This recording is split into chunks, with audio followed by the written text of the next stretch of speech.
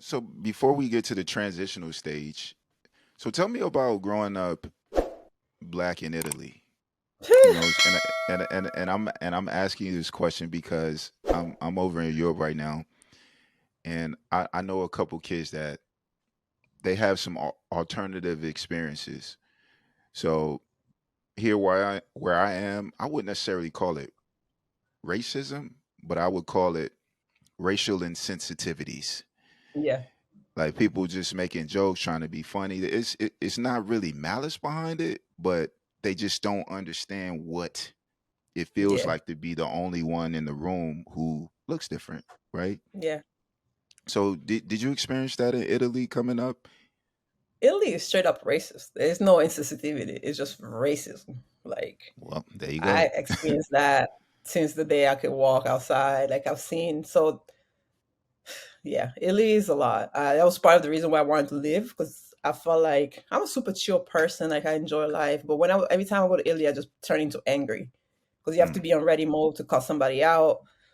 uh, Um, there's a lot of prostitution, unfortunately, in Italy, and it comes from all sides of the world, right? Like you have Eastern Europeans, you have Brazilians, you have Nigerians, but for yeah. whatever reason, they associate every black woman to being a prostitute. So me, 13, walking to the gym in sweats, being solicited by grown men, is like, excuse you.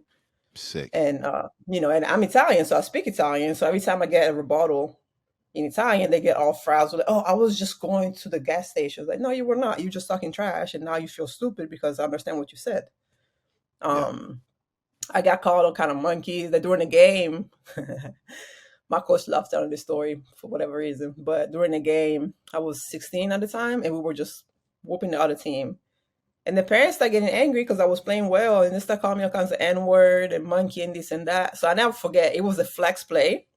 You pass the ball, you go down for a Oh screen. yeah. Instead of Yep. going down for a screen, I jet straight from for the stands. I was ready to climb and go get the lady because like, why are you cussing me out? Like we're just playing basketball.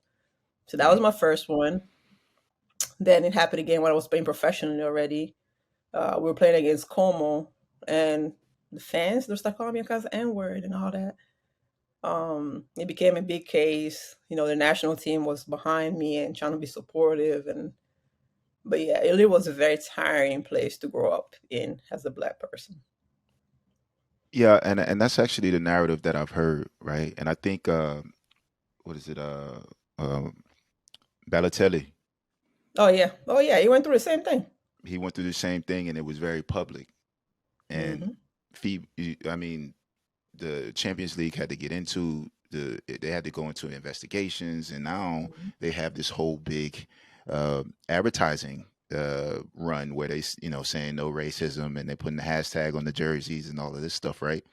But it's Yeah, for good reason because it's real. It's not a myth. yeah, yeah. Yeah. So I wanted to ask you that because I've heard it straight up. Like it's bad. It is, It's and bad. it's bad till this day. Like 2023 is still bad. There is no evolution happening. That's the problem.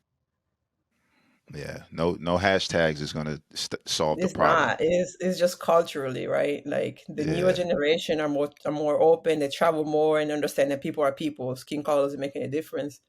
But Italy is a very old school country, and that's what you get.